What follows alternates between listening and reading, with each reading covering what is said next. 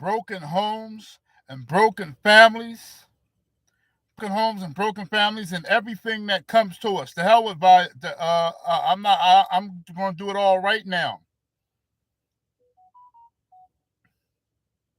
And he said, in so much, Satan going to say, and in so much, we're in the first book of Adam and Eve, chapter 57, verse 8. And again, he said, in so much as we do not know the day agreed upon with thee by God, nor the hour in which thou shalt be delivered, for the reason we will multiply war and murder upon thee and thy seed after thee.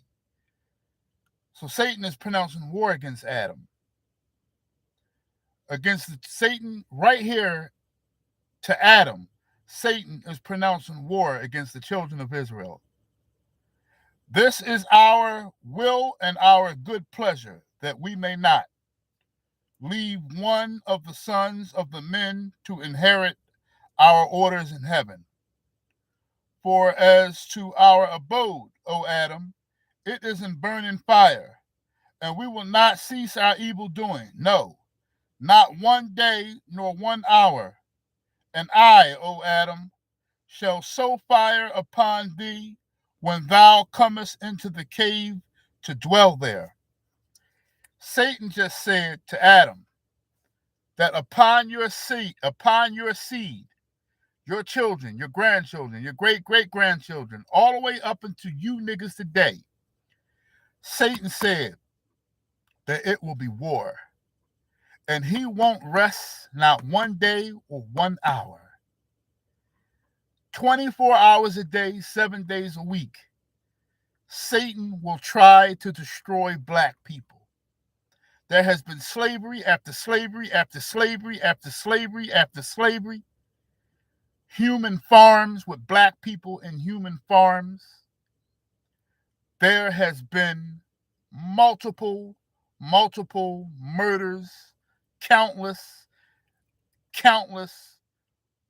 wickedness against black people for the past 7,500 years and greater. Because we're about to go into the 8th day. And I have a reason to believe. You don't have to take this for face value because I wouldn't, but certainly consider it. I have a reason to believe that the 8th day is 2049, 2050. 2049, 2050, that is when Christ is returning. That's my educated guess. But no man knows. If you take me for face value, you're a fool, because I'm only a man.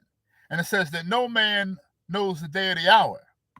So if you take that for face value, that's foolishness.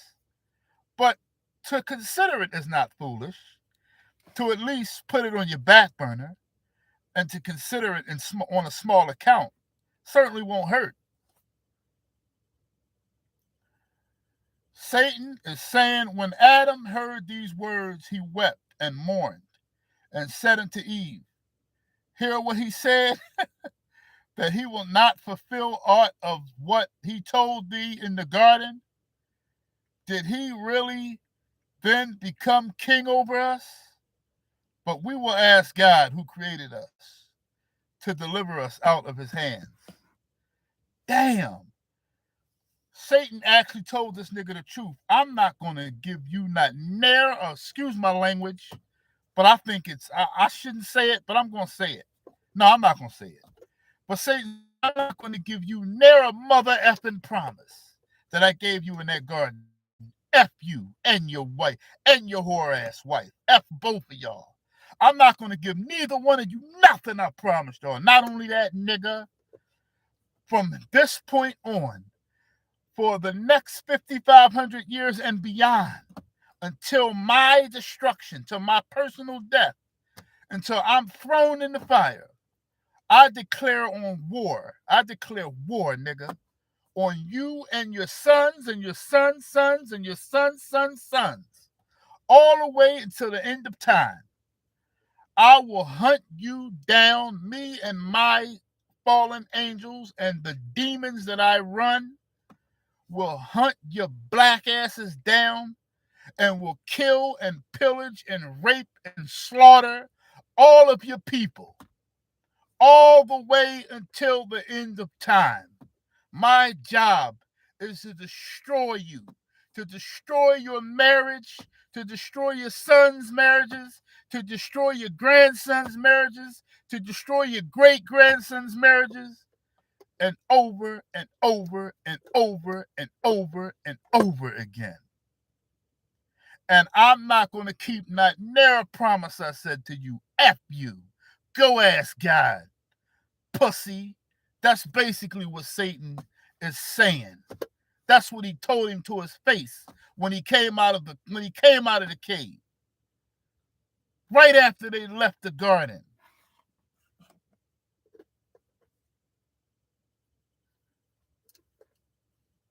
That's how Satan feels about us as a people. He hates us because we are kings and our women are princesses. We're the gods of the earth.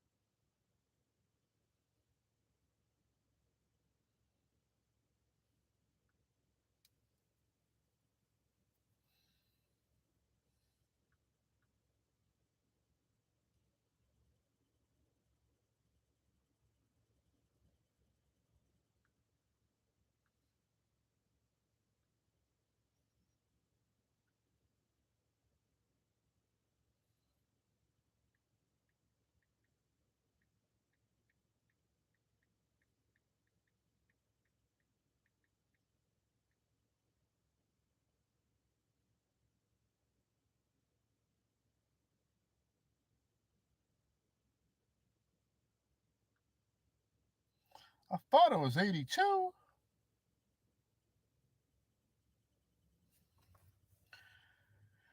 Psalms chapter 82, verse 6.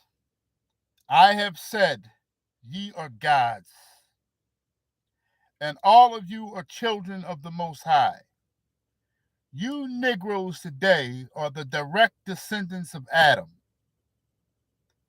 You got Adam,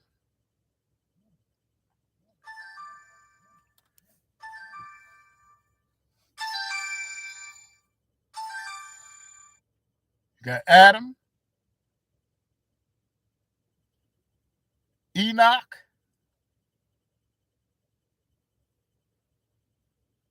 Noah,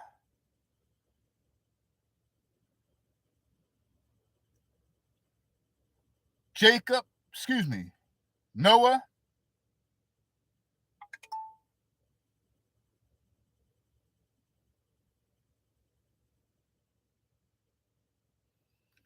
Abraham, Isaac, Jacob, King David, Miriam, Christ, and you Negroes today. Now, I just named the main characters. Adam, Enoch, Noah, Abraham, Isaac, Jacob, King Dawid, Miriam, Yahusha the Christ, Tamal. You Negroes are special. But marriage is one safe way to survive in this world. He says that, yeah, we are gods, all of us are children of the Most High. But we have fallen from our godly estate since the garden. But ye shall die like men and fall like one of the princes.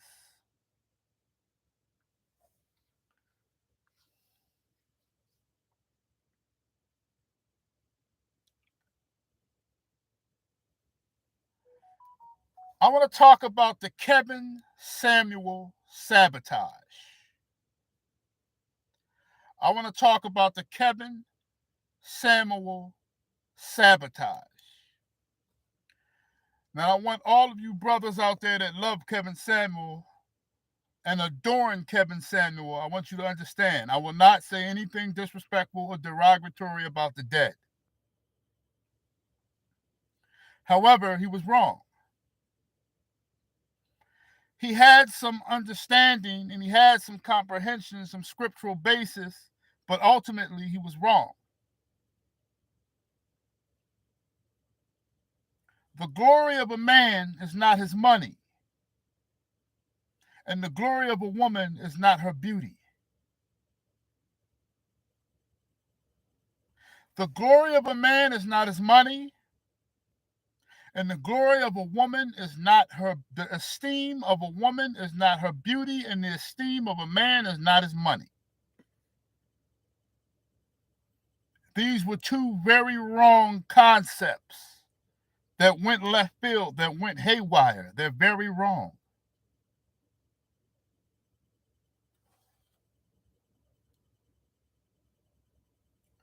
The mistake with Kevin Samuel is the preaching of superficiality. This doctrine was extremely dangerous and his mouth was stopped. Proverbs chapter 6, 25 and 26. Proverbs 6, verses 25 and 26. Lust not after her beauty in thine heart, neither let her take thee with her eyelids. For by the means of a whorish woman, a man is brought to a piece of bread, and the adulteress will hunt for the precious life. I'm going to read that again. First of all, I want to say the esteem of a man is not his money, and the esteem of a woman is not her beauty. Proverbs 6, chapter 25. Proverbs chapter 6, verse 25 and verse 26. Lust not after her beauty in thine heart, neither let her take thee with her eyelids. In other words, when she go like this, don't fall for that shit. For by means of a whorish woman, a man is brought to a piece of bread. He's brought to poverty, to a bum on the street. They got it set up so the heifer can take everything from you now. For by means of a whorish woman, a man is brought to a piece of bread, and the adulteress will hunt for the precious life. These fornicating BITCHs out here, they only hunt for the precious life. That's it. That's all they want. And all they're good for is opening their stinky, nasty, dirty-ass legs. Where between those legs are the pit of hell. The esteem of a woman is not her looks. What can she do for you? Let me change my situation. Hold up.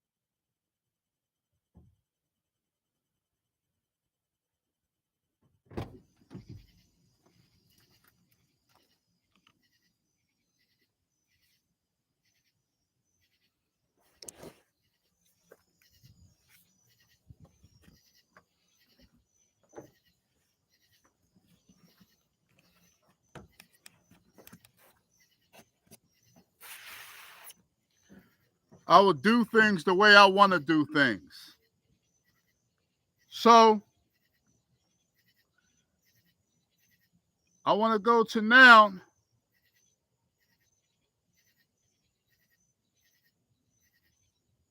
I want to go to Sirach. I want to go to Sirach 25 and 21. Sirach 25 and 21. Sirach 25 and 21. Stumble not at the beauty of a woman and desire her for pleasure. So I used to have this problem a lot. When I was younger, this is a problem that I had. I don't have it anymore. But when I was younger, when you get mature, you understand that beauty is not everything, not at all. These women that run around here and they follow after the ways of the nation, you black women, y'all want your hair like white women, that's foolishness. You go and put all this fake crap in your hair, you're throwing all of this makeup, y'all use witchcraft, y'all have all this makeup on, and then if they wake up with you in the morning, you look like a beast. That's witchcraft. Stop putting all that makeup on. That's not real. Half of y'all make yourself look like a completely different person when y'all put all that makeup on. Don't nobody even know who y'all are. You understand what I'm saying? Your nails fake, your hair fake, your face fake, your eyelashes is fake. But you want your man to be a real nigga and you want him to be perfect.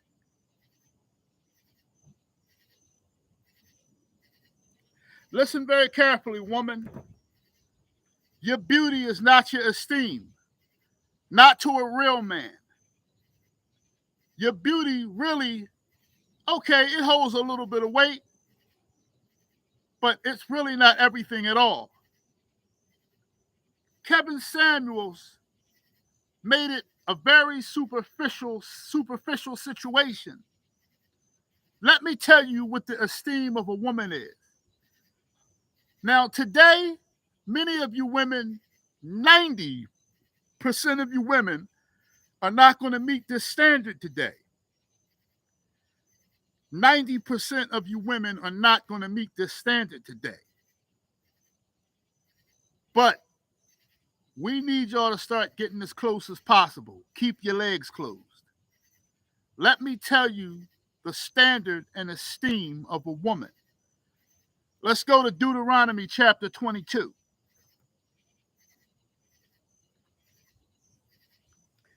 Let's go to Deuteronomy chapter 22. Matter of fact,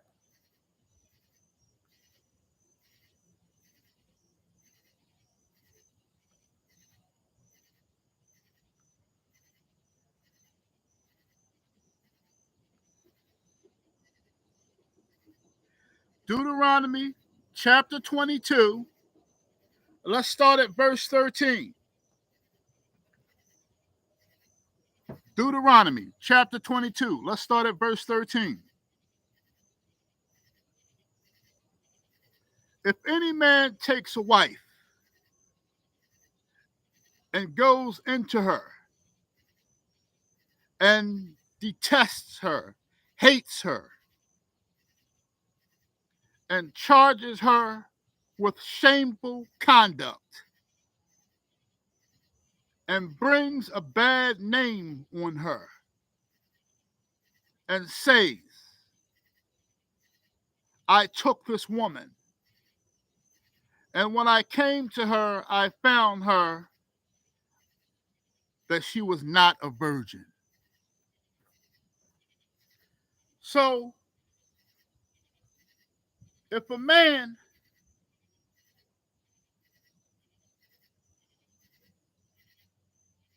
takes a wife and he don't like her, they can't get along for whatever the reason. They don't like one another. They can't get along.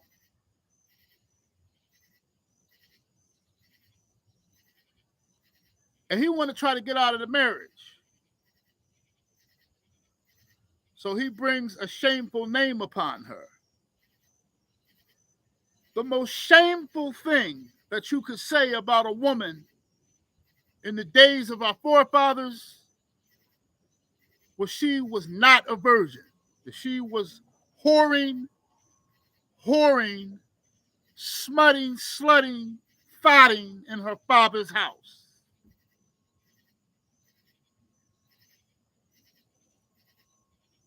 Now, do we have virgins today? Not really. But the objective, the esteem of a woman today is to be as pure as possible. Not do no dumb shit like, I like him as a husband, but I'm going to keep opening my legs to Raheem until I marry Barry. Barry don't want you. So you think you good enough to continue to give it to Tyrone? Because, okay, he laying it down, but you think Barry is marriage material? So you playing Barry, acting like you not fucking? Still giving it to Tyrone, playing Barry? Barry sitting up there waiting for you, thinking that, okay, you're not a virgin. We're in 2022. We're not going to make that a big deal. But you're not being abstinent. You're not being pure. You haven't dushed and been made a virgin again. You haven't been baptized.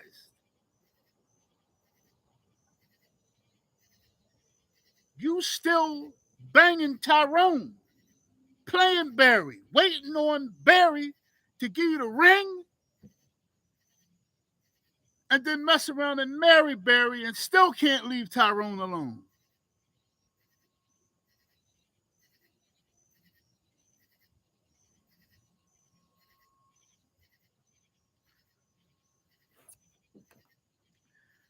Marry Barry and still can't leave Tyrone alone. And then Barry found out, Barry kick your ass to the curb. Tyrone don't want you no more now. You already got 2 kids, maybe 3. Your worth is based on your purity, not your beauty. Your worth is based on, can you bring peace to a house, not your umbrella eyelashes, not your weave, your purple and red weave, and your orange and blue weave down your back. That's not your esteem. Your hair was your esteem, but Yah plagued your hair because of your arrogance.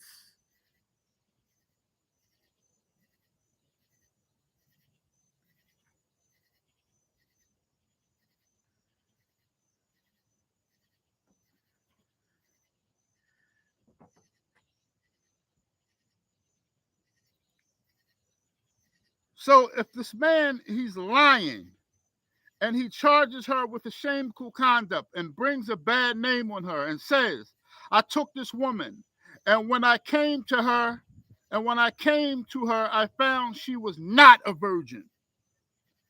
Then the father and the mother of the young woman shall take and bring out the evidence of the young woman's virginity to the elders of the city at the gate. And the young woman's father shall say to the elders, I gave my daughter to this man as wife, and he detests her, he abhors her, he hates her. Now he has charged her with shameful conduct, saying, I have found your daughter was not a virgin, and yet these are the evidence of my daughter's virginity. And there shall spread the cloth before the elders of the city. Then the elders of the city shall take that man and punish him. And they shall fine him 100 shekels of silver and give them to the father of the young woman. because he has brought a bad name on her virgin on a virgin of Israel, and shall be his wife, and she shall be his wife. He cannot divorce her all the days. He can't divorce her because she was a virgin. She was pure when he took her. So just because he don't like her ways, he can't get rid of her, because that's wickedness. She's pure. You can't get rid of her. That's why Christ said you can't divorce your wife. You can divorce your wife as long as she doesn't defile the marriage bed. She may not be a virgin, but if she's not defiling the marriage bed, if she's not destroying the sacredcy of marriage, you can't get rid of her. Why? Because she's loyal to you.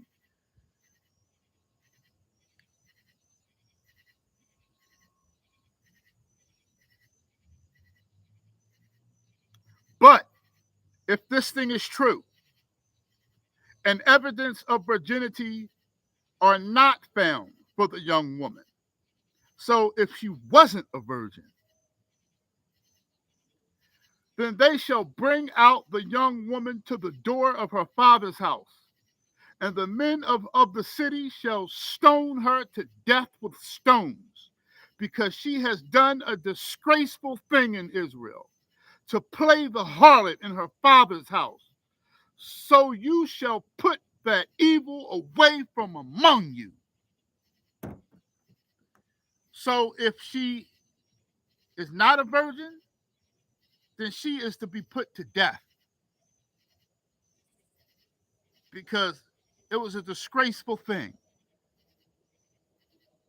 Now, I understand that we're in 2022. I understand that we're under mercy. And I understand that a lot of us men are pieces of shit.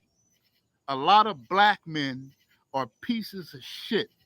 I myself, I'm not going to call myself a piece of shit now. I know I'm not perfect. I'm not going to call myself perfect. I know I'm not the cream of the crop. Many of you will say, nigga, go get some front teeth. Cut your hair.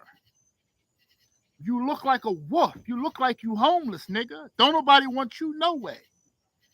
But I'm okay with that, because I have somebody that loves me. What I'm doing is I'm giving the word of God at the end of the day. I'm not putting myself on any pedestal. Coming from me, I would put myself low on the pedestal. Many of these men out here are in great shape. They have a lot of money, very beautiful, a lot of muscles.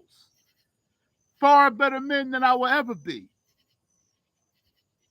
I'm off the market anyway, so it doesn't matter. But I'm telling you that I won't consider myself a piece of shit now. I'm not perfect, but I'm not going to throw myself under the bus. But I used to be a piece of shit, a filth, a scum of the earth, because I didn't understand how important loyalty was.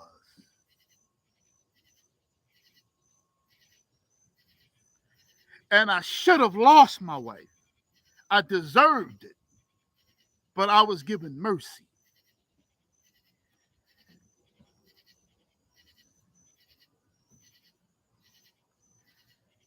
A woman's esteem is not her looks. Let me show you what else a woman's esteem is. Let's go to Proverbs chapter 31. We're talking about a woman's esteem. It's not her looks. I don't care. I like a big ass. I think most men do.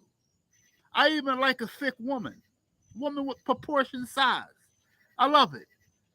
I'll take them thin too while I'm off the market. But I love women. I don't pursue them anymore. But I love my black women. I don't hate y'all. And I know I'm probably not good enough for many of y'all anyway. But I'm a damn good man. And I'm appreciated by my wife. And I took that for granted. And hallelujah, I was given mercy. But let me tell you something. My wife was given mercy also, because it takes two to tangle. And though my reason for doing what I did was not a reason worthy by the scriptures, I still had my reasons. A man must feel appreciated. He must. That's another thing that you women can put on your belt. Appreciate him, especially if he does everything that he can to make ends meet.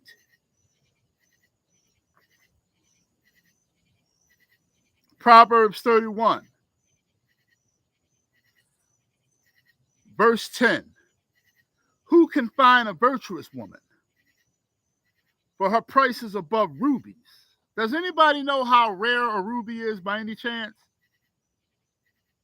Go find one. Go find one. Go find a ruby. Go ahead. I'm asking you niggas to go find a ruby. Go ahead, find a ruby. Go get a ruby. Go find a ruby. Who can find a virtuous woman? For her price is far above, and that F nigga free song, F nigga free, hanging out my window with my ratchet ass friends. That song is horrible. And many of y'all shake your ass, y'all twerk to that song. That's how y'all feel?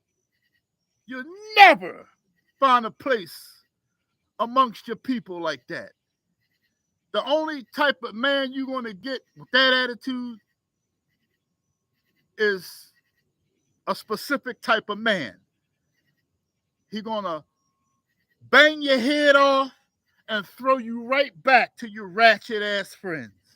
And you're going to have another body on your pussy. And your esteem will fall further to hell. Who can find a virtuous woman? Verse 11. The heart of her husband doth safely trust in her, so that he shall have no need for spoil.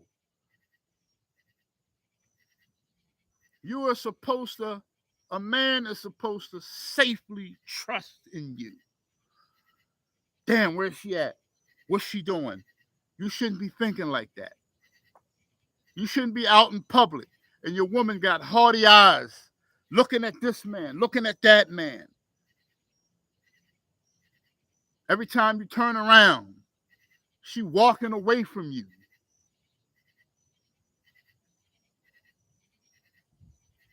She seeketh wool and flax and worketh willingly with her hands. She goes and she does something willingly with her hands. Housewife.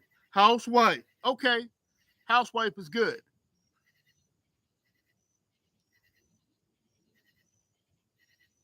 But she's the type of woman that wants to get involved.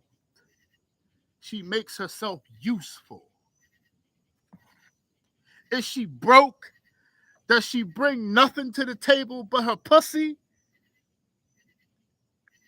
She riseth also while it is yet night, and giveth meat to her household, and a portion to her maidens.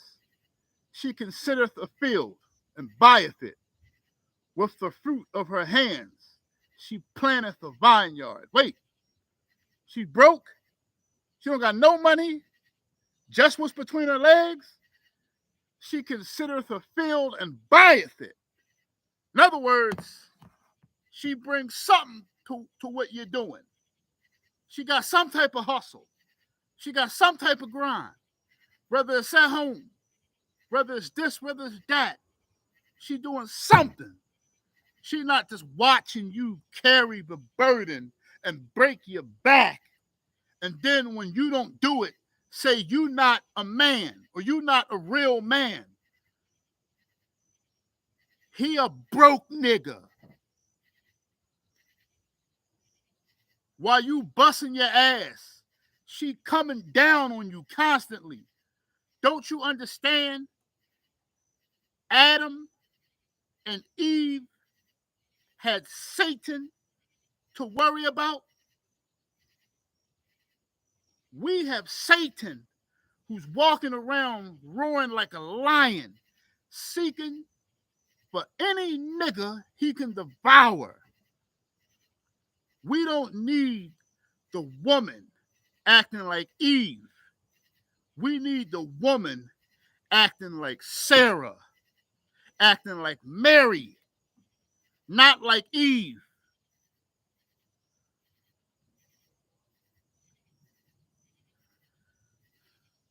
We need you to listen. Well, you not nobody to listen to. There's going to come a time when your men will be slaughtered and you women will be spoils of war. I don't care how strong and burly some of you women are. At the end of the day, you're still going to be women and you're still going to be left as spoils of war. So you can body slam a nigga or two. You still going to get raped. And if they can't rape you, they're going to kill you.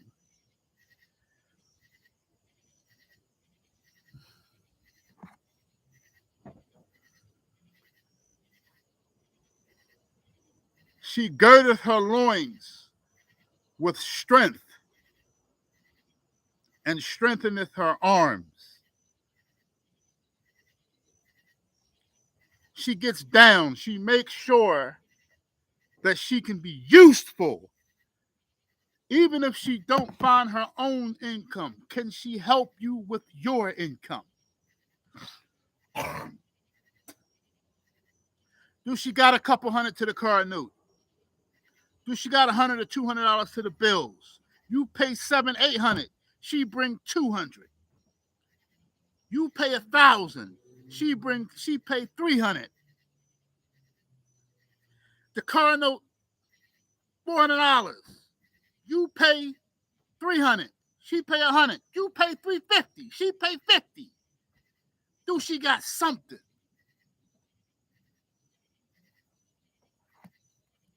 On top of that, being peaceful so that the house can be peaceful. Some of you men, your woman is the head of the household. Let me tell you why a lot of people, especially camps, they're going to disagree with me with this. Here's why I think you should stay together. Because you niggas is in the situation that you deserve to be in. Some of y'all lazy, always playing the game, always, all you do is get high, so you're left at home with the kids. Don't divorce her. Don't try to suddenly grab your nuts and say that you're the man of the house, because you're not.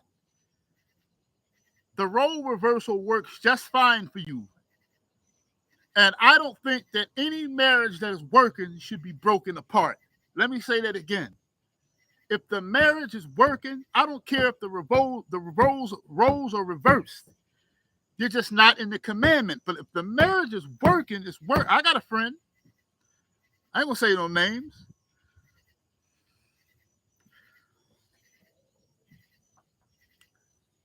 It works that way. They've been together for years. Years. It's working. I'd rather see them stay married than for him to suddenly change and flip the switch, because he certainly don't got no authority to do it now. So keep it rolling. His sons wake up and see mommy and daddy. That's very healthy. It's a shame they got to see mommy ruling daddy, but at least they see mommy and daddy. I don't know if it's worth it or not, but better together than apart. So I'm not for the separation of no marriage. You know what I'm saying?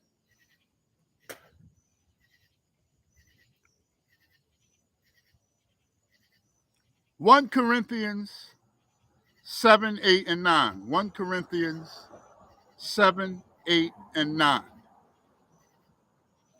To the unmarried. Now I'm going to speak to the unmarried, to those who are not in a committed relationship.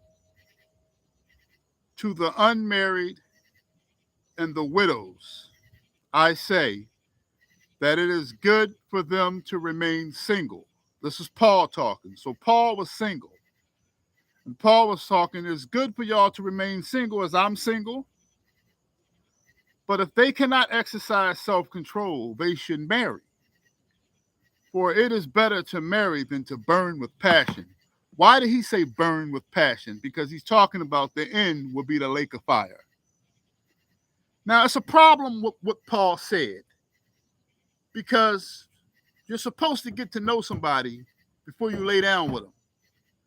And you certainly want to court somebody. You certainly want to get to know people, go out on many dates as possible, deal with them closely, and have many conversations with them, specifically, especially before you marry them.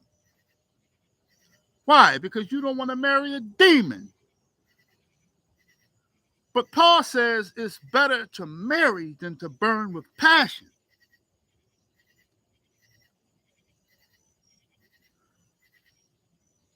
Now, I'm going to supersede Paul on this one. So I want to tell y'all something about Paul. Paul speaks and regurgitates the law of Moses, the Torah, often. But sometimes he doesn't. Not everything is the law of Moses. That's not the law of Moses. Paul said, well, in other words, if you can't control yourself, if you got to go stick your pistol in something, marry the heifer. So he's not talking about courting. He didn't say court her, get to know her. He said marry her. So in other words, y'all been talking for a couple weeks. Couple weeks ain't nothing. And you a man of God, but she bad. I'm talking about sis is laid out. She's decked. She got a body like the butt. And you a dude that, let's say you one of them dudes, you already went 2 months and you used to getting it all the time, but you're trying to be that man in Christ now. Paul basically is saying, marry her then. Better to do that. I'm going to supersede Paul on that one. I think you should try to restrain. And he does say, he is saying here, Paul does say, but he says, if you cannot exercise self-control. So you're not walking in the spirit, but I'm going to tell you what I'm not going to do. I'm not going to do what a lot of the camps do. I'm not going to sit here and say that this is easy. Nor am I going to sit here and say that if I wasn't blessed with a wife, I don't know what I would do. If I wasn't married, I don't know what I would do. I'm keeping it 100,000 and million. I'm not going to throw myself under the bus. I'm not going to say that I would be fornicating. But I'm not going to sit up here on a high horse and say, well, I would just be being strong, walking around being strong. I'm not going to say that either. Because I know how hard it is out here. That was my problem when I was younger. I love the female anatomy. I do. It's definitely a weakness even till this day. And I'm not ashamed of it because it is what it is. Black women, American black women, Caribbean black women, those black women over there in Africa, and many of you American black women, you better be careful. Because a lot of the Caribbean women, the women in Brazil, there are a lot of Israelite women in Brazil. And these women are fine. And they trying to come over to America and take your man. For a lot of you American black women that don't want to get it right. And I like what a lot of you African men are doing with your women. Especially over there in Lagos, Nigeria. I take my hat off to a lot of you African men. These African men is getting money. And they don't even want to come over here in America now. A lot of the women and men, and especially over there in the city of Nigeria, Lagos, Nigeria, and in many places in Africa now, they don't even want to come over here to America. It's like 3 or 4 African billionaires. One of them bulls, he owned a cement company. He's an African guy in Nigeria. He owned one of the largest cement companies in the world. I did some research on him. He using his money. They taking their women back. And y'all can judge me on this if you want to, but a lot of white bulls was trying to go over there and set up pouring companies and have sex with all the African women. Some of them African dudes over there said, no, we gonna do it, and we gonna F our own women. Yeah, it's sin. It's sin all the way.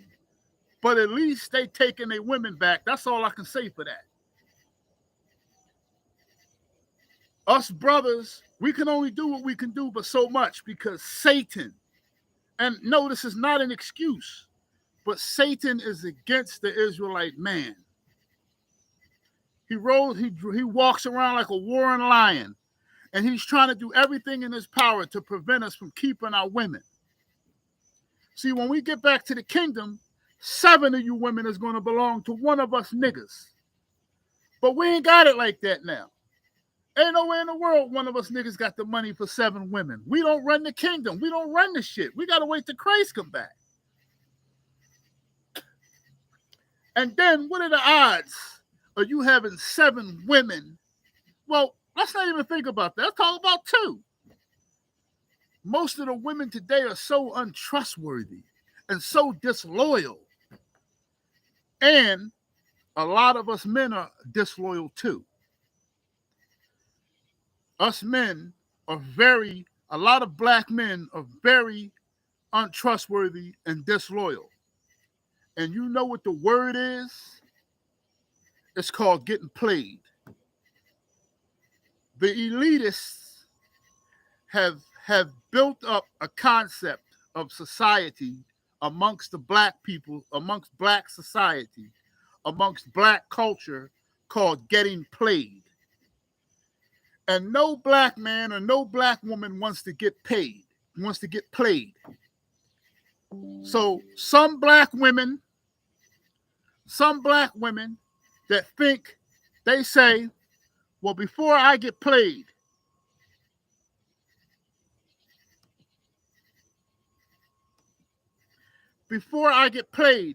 you're going to pay me. That's where a lot of our sisters get that shit from. All of our sisters aren't really whores. But they meet a guy that they like, and they say, well, listen, man, she probably like, if she going to pass it up, because I've been in a situation like that before. A female, she was digging me, but she like, you ain't going to play me. I'm like, what you talking about? She's like, this was before I was married. She was like, I know all you want to do is hit it and blah, blah, blah. But you gotta give me something, because she like, I'm not just gonna give it. But those weren't my intentions. My intentions weren't to hit it and quit it. But when she said that, I had no more value in her. And she probably wouldn't even like that, but she just didn't want to get played.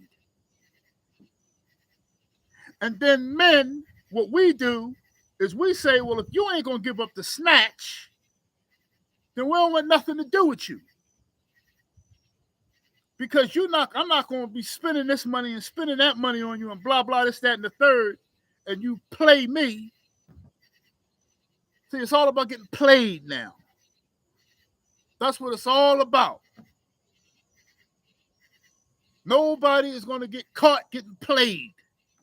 So everybody treat everybody like shit because nobody wants to get played. But if we all met under the commandment of Christ, if we as black folks came back to the word of God, then everything will be everything. We have to all come back to our Elohim, come back under the banner of our Elohim, and stop hating one another. It's not about getting played. But see, a lot of us are already just ruined, and there's not too much we can do about it.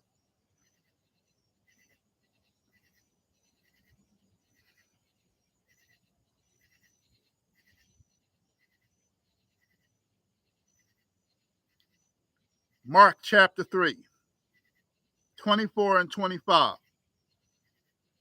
And if a kingdom be divided against itself, that kingdom cannot stand. And if a house be divided against itself, that house cannot stand.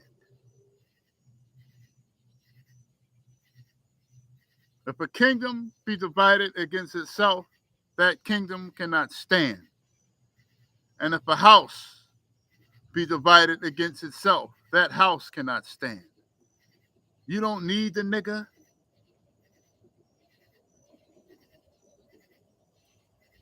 You want to kick them out the house because they're giving food stamps and WIC.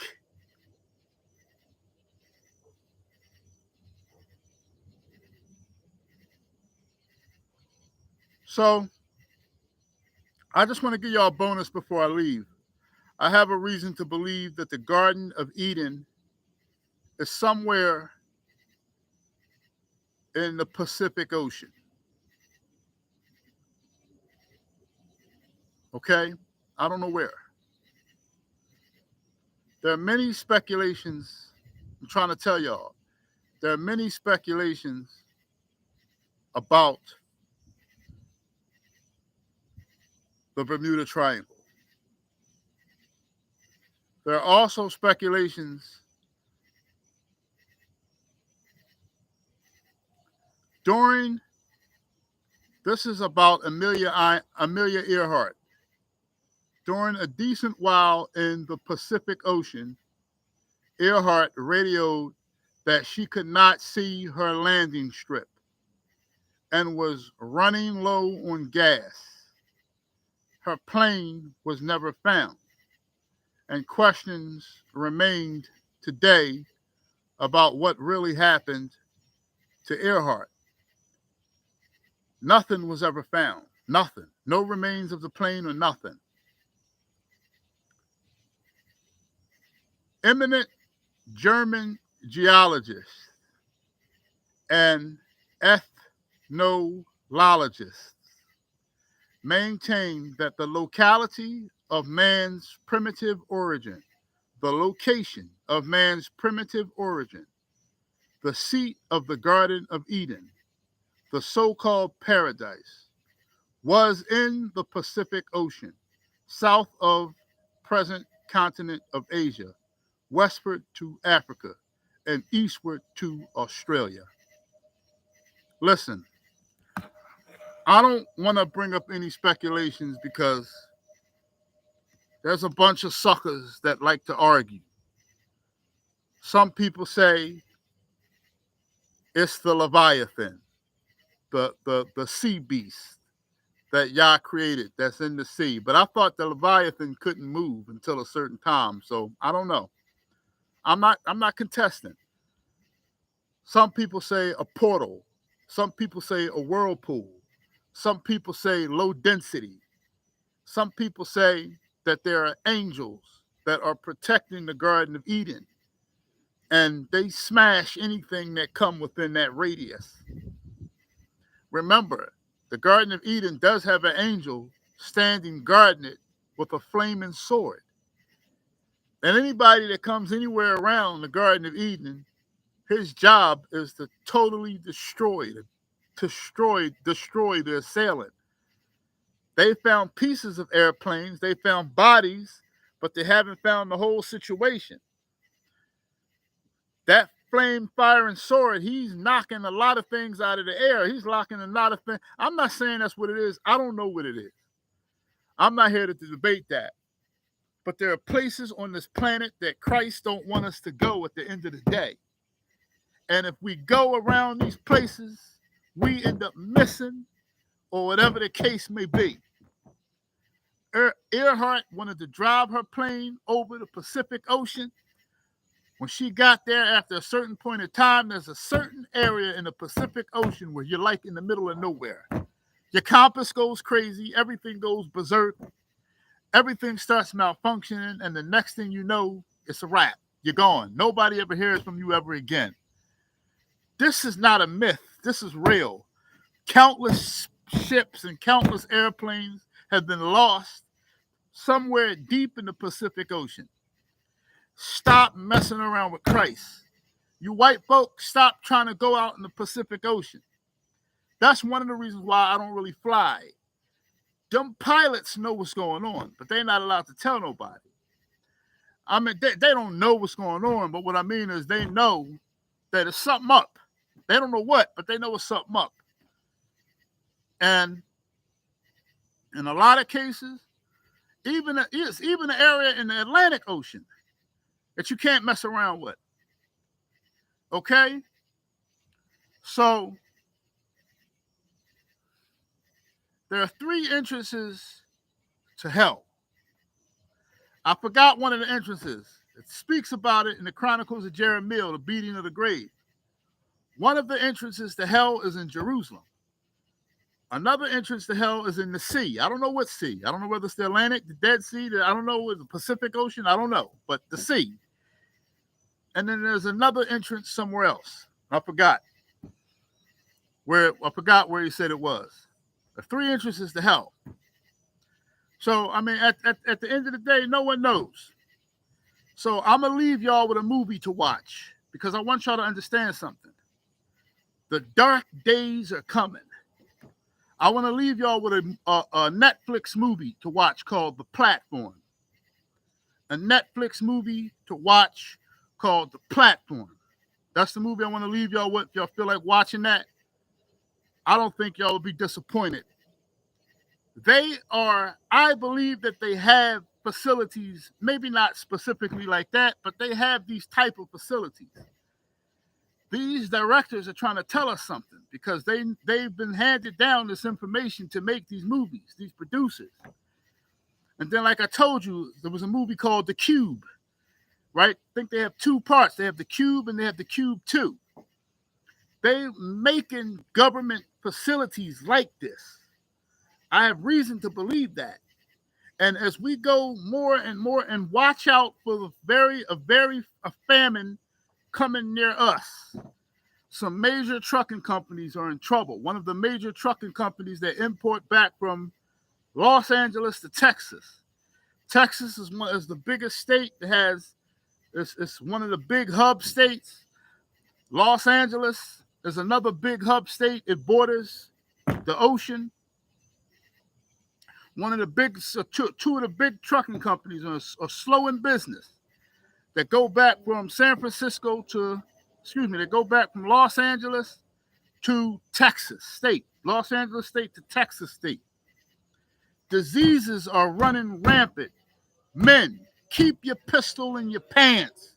If you got a wife or a significant other, somebody in a committed relationship, hallelujah. If you don't, I know it's hard for you, but I'm not going to sit around and be a Pharisee because I know it's hard, but you got to do your best. You got to do your best because it's dangerous out here. Not only that, Christ is trying to show us something. He wants us to follow these commandments to the best of our abilities with all our might. It's getting wicked out here. The days are getting dark. Satan is cramping down. Satan is not having it. He wants to sift every Israelite like salt and pepper, like wheat. He wants to sift us. He's roaming around like a roaring lion. And if you somebody out there, immorality of sex and murdering and slandering and doing wickedness to your brother and to your sister, Satan is going to get you. The prince of darkness is real.